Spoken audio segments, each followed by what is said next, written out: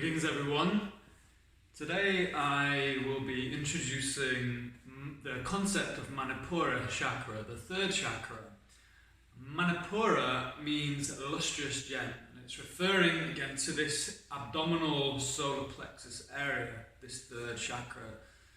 So this is the fire chakra, and it represents the digestive enzymes and acids and the heat that's involved in digestion. Hence, that's where we find the fire element in the body. So in terms of the image, we have the downward facing triangle, red triangle, which is the symbol of fire element. We have the animal being the ram, and of course the ram, associated also with the star sign Aries, is all about action and movement and charging ahead. It's like the warrior energy. We have 10 petals, so again it's this solar plexus area on the spine, and the nerves feed all the way down into the digestive region. So it includes stomach, liver, gallbladder, small intestine. Okay, so again, energy healers might place their hands where the nerve junction is on the solar plexus on the spine, yet really it's the whole stomach, abdominal region, including the side of the waist as well. So in terms of childhood development or evolution, it's the same kind of thing really. First chakra, we build the stability and survival. Second chakra, we start to explore and enjoy ourselves. And third chakra is where we start to develop individuality. We begin to become autonomous, individuated ego, a strong positive ego, self-esteem. It's a child's development between 18 months to about 3 years. So again, we said the terrible twos. It's when the child is really starting to get that sense of self and the sense of ego and the sense of separateness and autonomy and wanting to do things for themselves.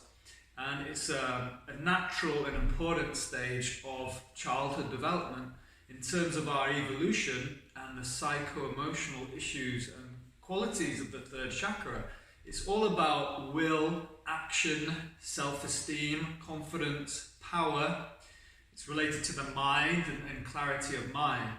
But again, if we think of the element of fire, we think of that warrior energy, the ram. It's all about acting with confidence and really moving forwards in life, breaking through barriers. The demon is shame. Okay, so again, we all have some sort of trauma, whether it be big trauma or small trauma as a baby. It could be abandonment, it could be abuse, sexual or physical, emotional. There's a whole number of things that create trauma, and this then can lead to these abandonment issues or these issues of self-worth, which then in turn has an effect on that sense of shame. And we all have this sense of shame to a greater or lesser extent. And shame is where we don't feel good enough. We don't have the self-confidence to really be vulnerable and to put ourselves out there and to act. And so when we start to develop that self-worth, self-confidence, then we have the ability to act and to push forward and to move forwards. So things that can negatively affect the third chakra as a child are things like very authoritarian parents, very bossy, controlling parents. Also, as a child, we may have excessive responsibilities. Say a parent is ill and we have to care for a parent. Any issues with authority, responsibility can then create this sense of shame and this lack of confidence as we grow older, and also can create control issues. So on the other side, it's to do with being aggressive and being overly controlling. And we're looking for the balance. We don't want to be excessive, we don't want to have it diminished. We're looking for that perfect balance between the yin and the yang. So again, it can then affect again how we present ourselves to the world and how we are able to break free from social norms and expectations. Hegel, a famous philosopher, said To be independent of public opinion is the first principle of achieving greatness. So we need to be able to stand up on our own 2 feet with confidence and be confident in ourselves and individuate ourselves and step out from the crowd. The second chakra is like fitting in with the crowd. Third chakra is like fire. It rises and is standing tall and strong. But to do that, again, we have to deal with issues of shame and confidence, among various other issues.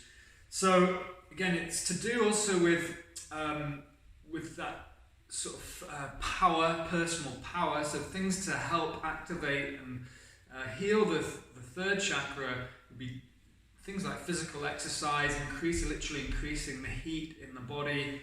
Certainly working with the core and the abdominal region, so doing a lot of core work, sit-ups, things like that.